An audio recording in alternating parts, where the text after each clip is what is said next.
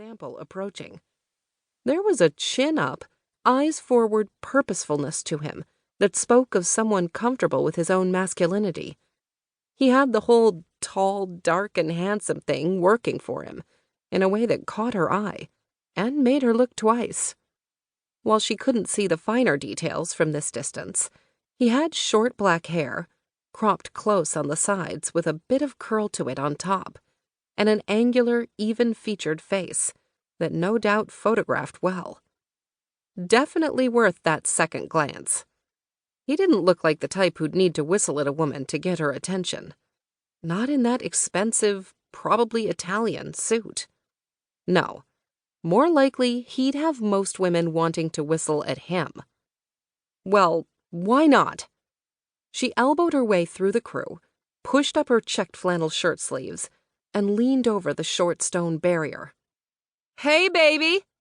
She punctuated her words with a wolf whistle of her own that would have made her brothers proud. "Bring some of that over here!" She didn't bother taking note of the stranger's reaction, but whirled back to face the speechless crew so she could finish her lecture.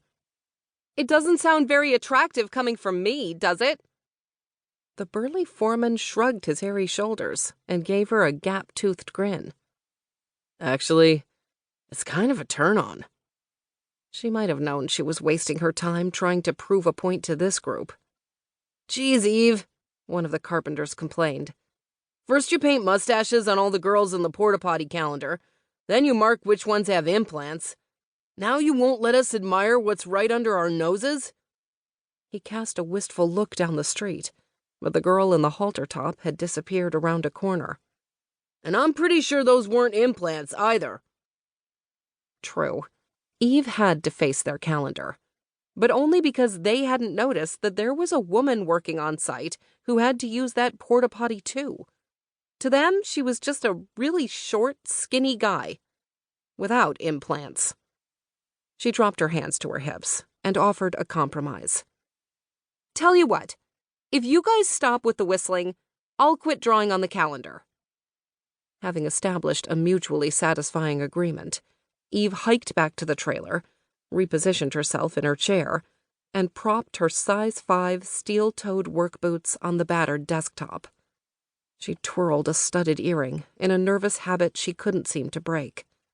She had more important things to worry about than men being boys on a job site. She had to submit an update on the status of this nearly completed federal project, which was why she was on a construction site today and not in her office at Sullivan Construction. She also had to straighten out the mess Halifax's megalomaniac mayor was making of the upcoming City Hall project. Just another day in the life, she thought. She'd had high hopes that her role as designer on the City Hall building would lead to more complex projects when it was finished. She already ran a nice little side business designing and renovating upscale private homes. At 29 years of age, and as a woman in a male-dominated industry, those were no small achievements. But Bob Anderson didn't seem to agree, and was driving her nuts with his input. Worse, he kept volunteering her for pro bono charity projects around the city, as if she were his personal construction assistant, and she had nothing better to do with her spare time. At the moment, he had her working on renovations for an internet cafe for teens. How could she say no to helping out with a youth program? Killing Bob might be her only means of escape.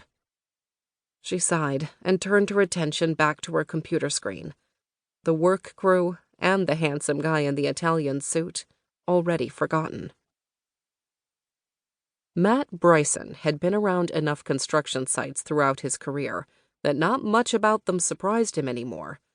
But having one of the workers whistle at him was a definite first. At least she was cute. He wondered if that was the annoying-as-hell project manager he'd been hearing so much about from his uncle. If so, she had quite the rapport with the crew, and would be an interesting nut to crack. His steps slowed as he neared the wall separating the construction site from the rest of the world, and he forgot all about being whistled at as he took in the project. He scanned the new 4-story ironstone structure with an architect.